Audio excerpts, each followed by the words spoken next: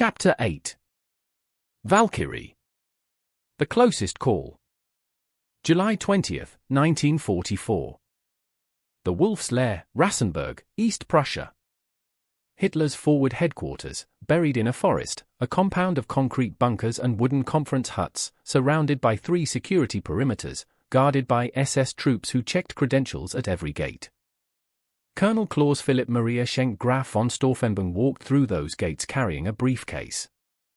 Inside the briefcase, 2 packages of British-made plastic explosive, each connected to a pencil fuse, the kind of time-delay chemical fuse that so had developed and that had found its way, through the clandestine supply chains of the European resistance, into German hands.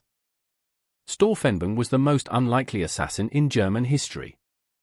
He was an aristocrat of ancient lineage, a man of deep Catholic faith, a soldier's soldier who had served with distinction in Poland, France, and North Africa, where he had lost his right hand, 2 fingers of his left hand, and his left eye in a strafing attack. He moved through the world with the particular authority of someone who has paid an extreme price for his convictions and has decided that the payment was not sufficient. He had decided, with a clarity that the other conspirators sometimes found almost frightening, that Hitler had to die. Not be arrested. Not be tried. Die. And that if nobody else was willing to carry the bomb, he would carry it himself. The plan was called Operation Valkyrie.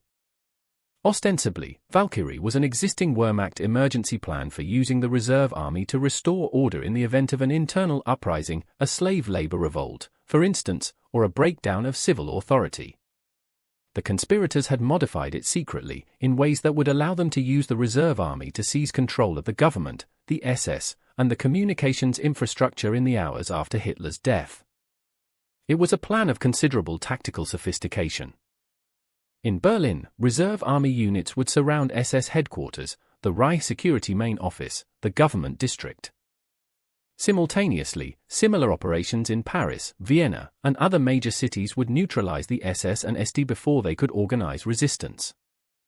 The coup needed Hitler dead and the first hour to go cleanly. If both conditions were met, it had a real chance. On July 20, Stauffenberg had only one of his 2 explosive charges armed when he was called into the conference room. He had been interrupted while arming the second charge by an orderly who came looking for him. He had not had time to complete the preparation. The briefcase, with 1 armed charge and 1 unarmed, was placed under the conference table, as close to Hitler as he could manage, and Stauffenberg left the room on the pretext of a phone call. The bomb exploded at 12:42 p.m. 4 people in the room died. Hitler survived. The conference was being held not in the reinforced concrete bunker where such meetings were normally held, in which case the explosion would have killed everyone in the room, but in a wooden-framed hut, because the bunker was being renovated.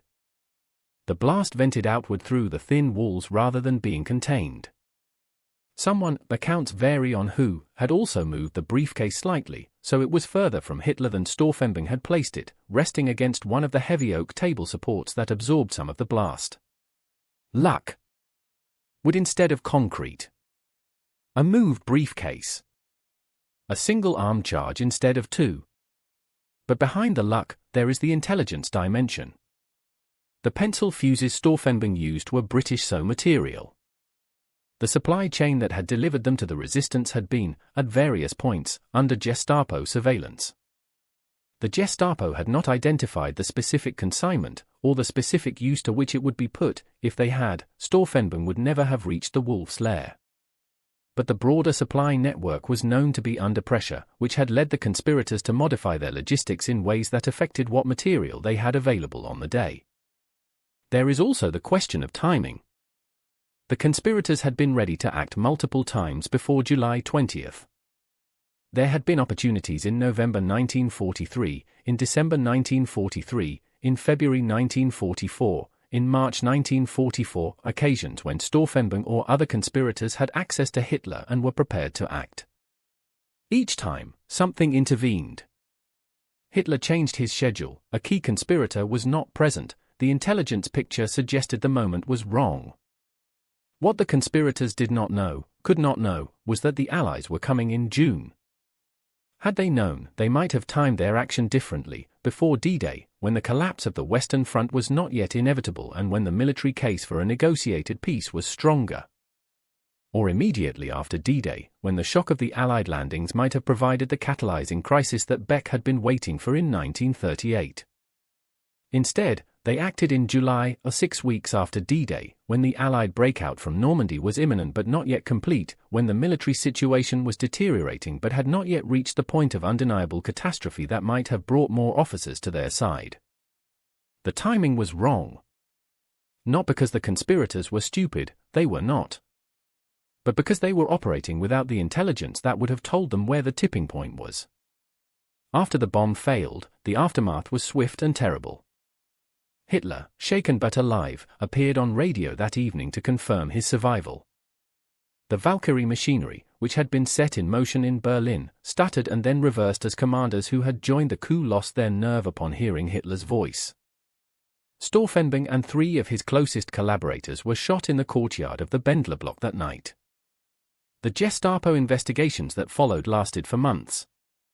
Over 7,000 people were arrested.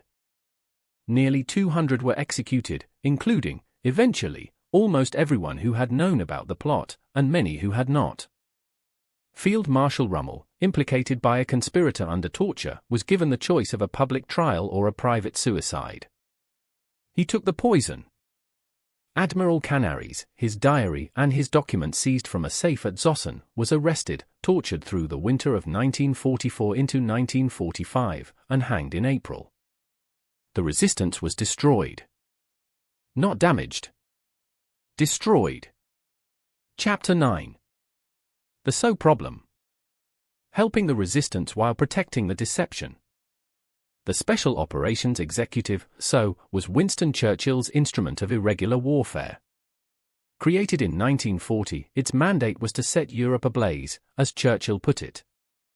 To support resistance movements across occupied Europe with training, weapons, communications equipment, and the specific expertise of sabotage and subversion. So operated in a permanent state of tension with every other British intelligence and military organization it encountered. MI6 hated it because its operations created noise and provoked reprisals that disrupted the quieter intelligence gathering work that MI6 considered more valuable. The military mistrusted it because its operations were unpredictable and its people, while brave, were not subject to normal military discipline. The double-cross system regarded it with something between concern and alarm, because SO's networks created alternative channels through which information might flow in ways that the 20 Committee couldn't control. And so had, from the very beginning, a catastrophic penetration problem. The worst case was in the Netherlands. Operation North Pole, the Germans called it the England Spiel, the England Game, began in 1942 when the Abwehr captured a Dutch SO agent, broke his communications protocols, and turned his radio. For the next 18 months, the Germans ran captured radios, sending false reports to SO London, requesting supply drops, and receiving them. 54 SO agents were parachuted into the Netherlands and captured. Hundreds of containers of weapons and explosives were collected by the Germans. And so London, despite increasingly desperate signals from the agents trying to warn them that something was wrong, continued to send. The England Spiel was one of the greatest intelligence catastrophes of the Second World War. France was nearly as bad. SO's French networks, the F-section circuits, were penetrated repeatedly. Hugo Bleicher, an Abwehr Co of exceptional ability, ran a series of deception operations that rolled up entire circuits by the simple expedient of posing as a dissident German officer willing to defect. Agents who should have known better trusted him. Networks that had taken months to build were destroyed in days. The Prosper circuit, one of SO's largest in France, was destroyed in June 1943 when a captured radio operator gave the Germans enough information to arrest 200 people. These penetrations mattered for the German resistance in specific ways. The same supply routes that moved weapons and explosives into France and the Netherlands also moved material into Germany, or could have. The same courier networks that connected SO to the French resistance also connected, at multiple remove, to the German resistance. When those networks were penetrated, the Gestapo gained not just the specific agents it had captured but a picture of the broader infrastructure of Allied clandestine activity in Europe. This picture was not complete. The Germans never identified the double-cross system as such. They never understood the degree to which their intelligence service in Britain was wholly owned by MI5. But they accumulated, through the penetrated SO networks, a detailed knowledge of the clandestine supply routes, the communication protocols, and the human networks that the resistance depended on. SO knew about the German resistance and, at various points, was in contact with it. There are documented cases of SO officers being approached by resistance intermediaries, or making contact themselves. The question of what to do with these contacts, how much to support them, how much to trust them, how much operational assistance to provide, was debated within SO and between SO and the other services for years. The answer, ultimately, was not enough. Not enough arms. Not enough communications equipment. Not enough political backing. And, critically, not enough assurance that the action the resistance was planning would produce an outcome the Allies could work with. The unconditional surrender policy, always the unconditional surrender policy, meant that even the most committed SO officers who wanted to help the German resistance could not offer the one thing that might have made the difference. There is a particular episode that captures the problem in miniature. In early 1944, a SO officer in Switzerland, working under commercial cover in Geneva, made contact with a representative of the German resistance who was looking for British confirmation that a coup would be met with a ceasefire offer rather than an intensification of bombing. The SO officer reported the contact to London. London's response was to remind him that unconditional surrender was Allied policy, that no assurances of any kind could be given to any German government that succeeded Hitler, and that he should be cautious about the contact's authenticity. He was cautious. The contact faded. The resistance received no assurance. 2 months later, the same resistance figure was arrested by the Gestapo.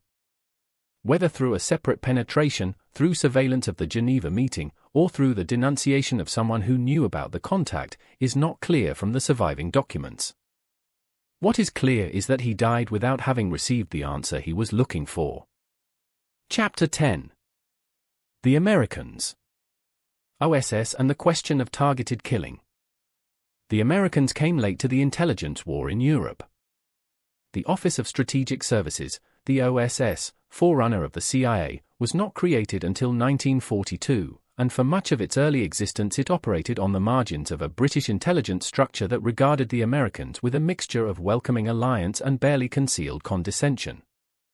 The British were reading German communications. The British had the double-cross system.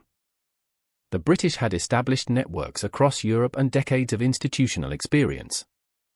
The Americans had enthusiasm, money, and the kind of operational boldness that comes from not yet knowing what can go wrong. The OSS chief was William Donovan, Wild Bill, as he was universally known, a Wall Street lawyer and decorated First World War veteran who had been building his intelligence organization since 1941 through sheer force of personality and direct access to Roosevelt. Donovan understood, better than almost anyone in Washington, both the importance of intelligence and the specific opportunity represented by the German resistance. Donovan wanted to kill Hitler. This is stated flatly because it is what the documents show. The OSS, from at least 1943, was exploring options for the direct elimination of Nazi leadership.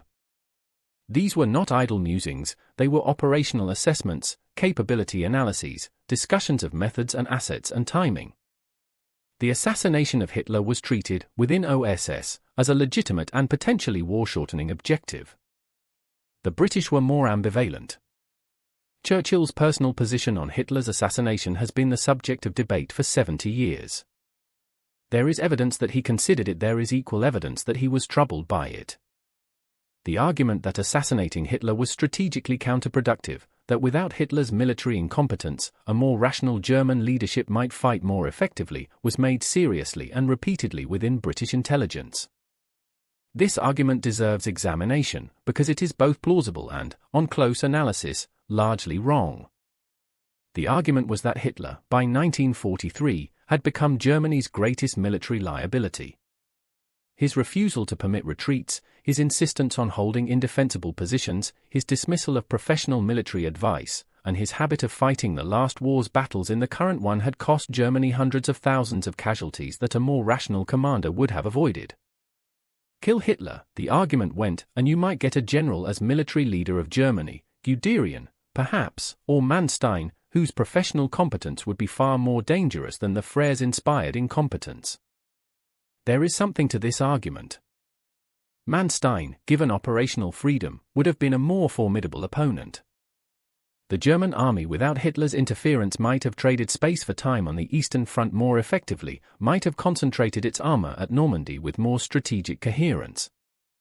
But the argument misses something fundamental. By mid-1944, the strategic balance had shifted decisively against Germany regardless of who commanded it. The American industrial output was producing weapons at a rate that no German commander, however brilliant, could match with tactics. The Soviet army had been rebuilt from the catastrophes of 1941 and 1942 into a professional force of enormous capability. The Allied air campaign was destroying German industrial capacity and oil production at a rate that would have made all the tactical brilliance in the world irrelevant. A Germany without Hitler in 1944 would have lost the war. It might have lost it more slowly, more efficiently, with lower German military casualties. But it would have lost it. The argument for keeping Hitler alive because he was a bad commander does not survive careful analysis of the strategic situation. The OSS, to its credit, largely reached this conclusion and continued pursuing assassination options. But it was operating in a British-dominated intelligence environment, and the British, for their own reasons, not all of them entirely strategic, were not enthusiastic. Ultra was British. The double-cross system was British. The established agent networks were British. The Americans could not act independently without British knowledge, and British knowledge came attached to British caution. The OSS did plan at least one direct action operation against Hitler.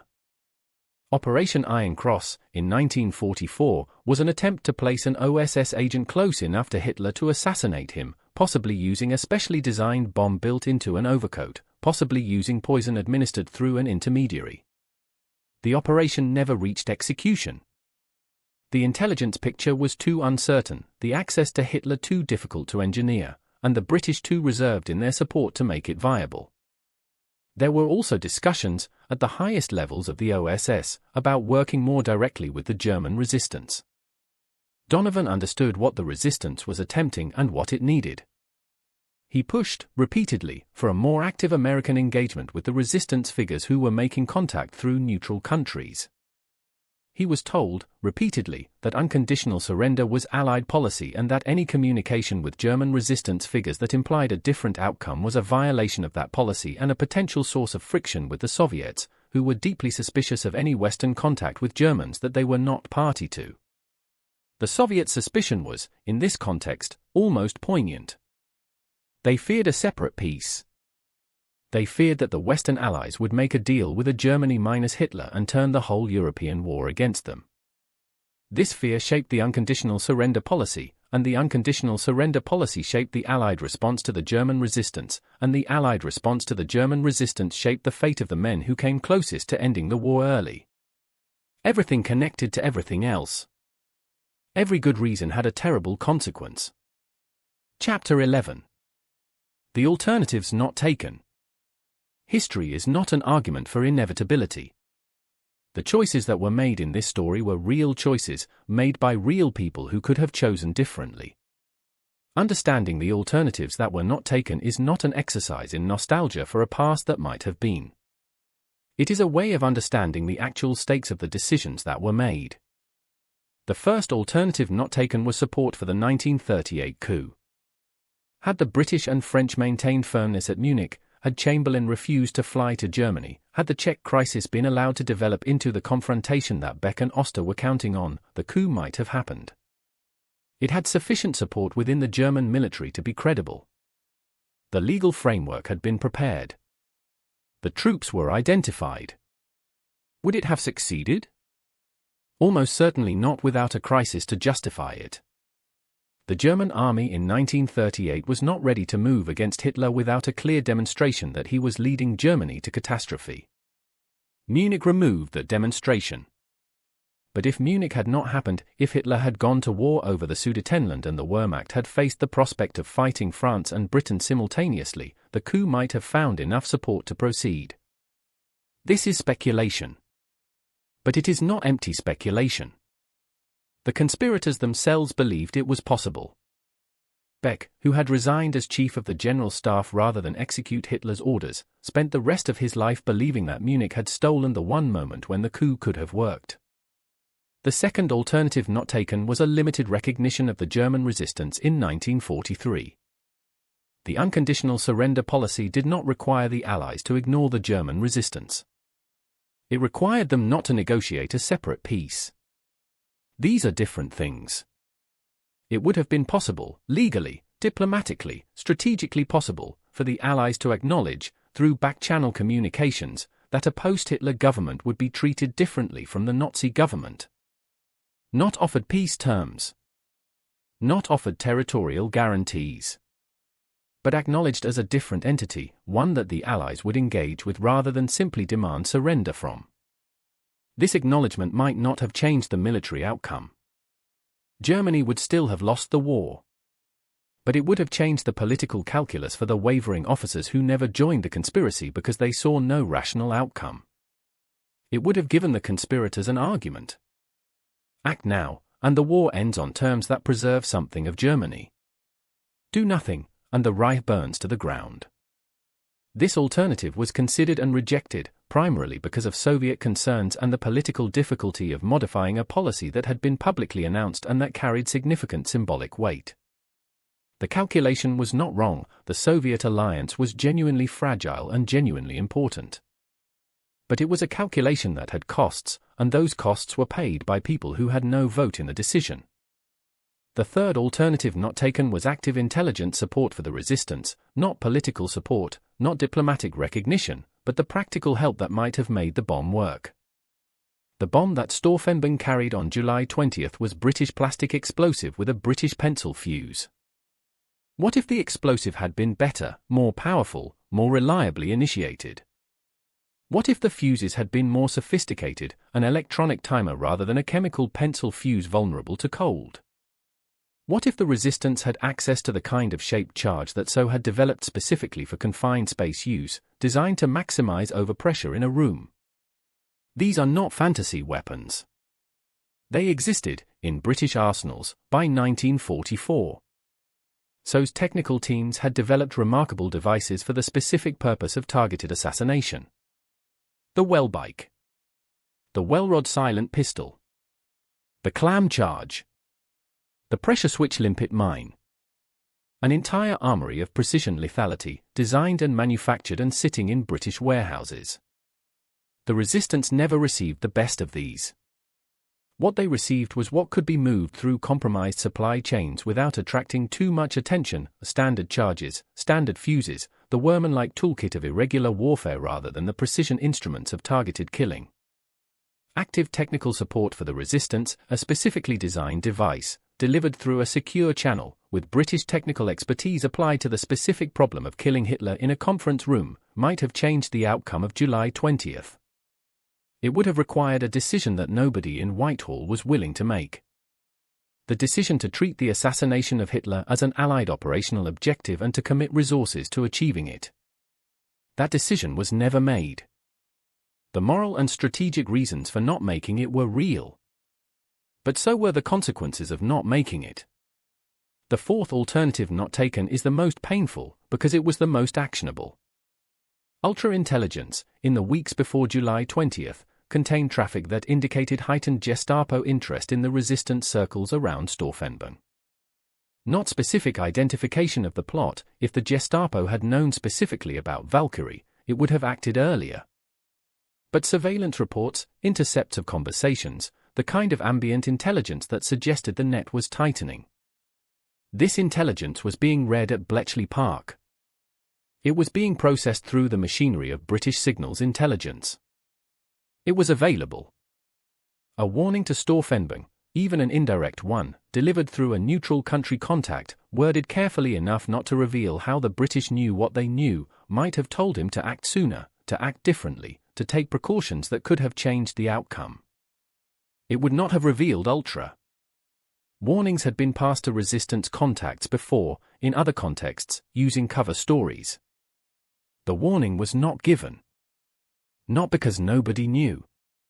Because the institutional logic of Ultra protection, of double-cross integrity, of the overriding priority of the deception operations that were at that moment keeping the Panzer divisions away from Normandy, because all of that made the warning impossible within the rules that governed what could and could not be done with the intelligence that Britain possessed. The rules were right. And people died because of the rules. And the rules were still right. This is what it means to make decisions under the conditions of total war. Chapter 12. Legacy. What the intelligence war left behind. The war ended on May 8, 1945. Adolf Hitler was dead by his own hand in the ruins of Berlin, with Soviet artillery falling on the Reich Chancellery above him. He had survived long enough to ensure that the Reich was destroyed as thoroughly as possible, to supervise, directly and deliberately, the murder of the last Hungarian Jews, to order the execution of everyone who had participated in the July 20th plot, and to sign orders condemning the German population itself for its failure to be worthy of his leadership. The men who had tried to kill him were dead. Beck had shot himself, badly, requiring a coup de grace from a sergeant, on the night of July 20th. Stauffenberg was shot in the courtyard of the Bendlerblock the same night. Von Tresckow killed himself with a grenade on the Eastern Front the following day, to avoid capture and the interrogation that would follow. Canaris was hanged. Oster was hanged. Von Donani was hanged. Gordeler was hanged. Rummel took poison. 200 dead, 7,000 arrested, a network of extraordinary courage and moral seriousness utterly destroyed. The British double-cross system was a complete success. Every German agent in Britain was controlled. The D-Day deceptions worked beyond any reasonable expectation. Führer held the German panzers at Pas-de-Calais for weeks after the invasion. The Normandy beachhead was secured. The liberation of France proceeded on a timeline that the Allied planners had barely dared to hope for. By any measure of the intelligence war, Britain won. And yet, the intelligence historians who have spent decades in the archives of this period, the men and women who have read the Ultra transcripts, the 20 committee minutes, the SO operational files, the OSS records, the Gestapo investigative reports that survived the war, consistently arrive at a similar discomfort. The double-cross system was a brilliant machine. It served its purpose with an efficiency that borders on the miraculous. And it existed in a moral universe so compartmentalized, so governed by the logic of calculated silence, that the human beings who were its subjects, the resistance members, the turned agents, the people who lived and died in the spaces between its operations, were almost invisible to it. This is not a condemnation. The people who ran the double-cross system were not callous. Many of them were deeply moral individuals who were making the best choices available to them under conditions of near impossible complexity. The decisions that protected Ultra and compromised the resistance were not wrong decisions in the abstract. They were right decisions that had terrible consequences, which is a different thing, and a harder thing to live with. The specific question, did Allied intelligence accidentally protect Hitler? Has a specific answer. Yes, in a limited but real sense. The double-cross system's management of neutral country contacts compromised some of the channels through which the resistance sought Allied support. The unconditional surrender policy, reinforced by Allied intelligence assessments, removed the political framework that might have made the resistance more viable. The protection of Ultra prevented warnings that might have saved the July 20th plotters. None of this was intentional. All of it had consequences. The broader question, whether the war could have ended earlier if Allied intelligence had actively supported the German resistance, is harder to answer. The resistance was not a reliable instrument. Its networks were penetrated. Its membership was divided on objectives. Its operational capacity was limited. Even with full British support, a successful coup was not guaranteed. But the historians who have studied this most carefully, including Richard Evans, Peter Hoffman, and Ian Kershaw, generally conclude that the chances of success were higher than the Allied governments at the time believed, and that the cost of more active support would have been lower than they feared. The window between mid-1943 and July 1944, when the resistance was most capable and the military situation most propitious for a coup, was a window that Allied policy kept closed. The men who died in the Bendlerblock courtyard on the night of July 20, 1944, were not naive. They knew the odds were against them. They knew that the Allies might not support them, that the military might not follow, that Hitler might survive. Stauffenberg is reported to have said, in the hours before he left for the Wolf's Lair, that he knew he was acting in the sight of God, and that he believed the action was right regardless of its outcome. This is the voice of moral seriousness in extremis, the recognition that doing the right thing matters even when the right thing probably will not succeed. The men of the German resistance were not heroes in the clean, uncomplicated sense. Some of them had supported the Nazi regime before turning against it. Some of them held views on race and nation that we would find repugnant. Some of them wanted to preserve Germany's territorial gains as a condition of any negotiated peace. But they tried. In a system designed to prevent resistance, surrounded by surveillance and informers and the prospect of torture and death, they tried. 42 times, Hitler survived. But he was not supposed to. The mathematics of assassination is not on the side of the target. 42 attempts should have killed him several times over. That they did not is a story of luck, of physics, the wood instead of concrete at Rassenberg, of security systems and paranoia and the particular genius of the Nazi state for survival. But it is also, in part, a story of the intelligence war. Of the double-cross system and ultra and unconditional surrender and the cold mathematics of deception. Of the choices made in Whitehall and Washington that were right by their own logic and terrible in their consequences. Admiral Canaris, in one of the last entries in the diary seized from Zossen, wrote something that has stayed with the historians who have read it for 80 years. The exact words are disputed, the document has been in multiple archives and multiple translations, but the sense is consistent. He wrote that history would judge those who had the power to act and chose to act on different calculations. He was not wrong. History is judging them still. The double-cross system remains one of the greatest intelligence achievements in the history of warfare. It saved tens of thousands of Allied lives. It shortened the war in Western Europe by weeks, possibly months. It was a triumph of patience, ingenuity, and institutional discipline.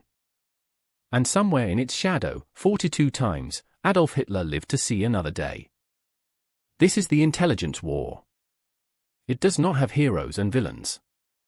It has decisions and consequences, and the distance between them is filled with the lives of people who never got to vote on the choices that determined their fate. The bomb went off at 12:42 p.m. on July 20, 1944.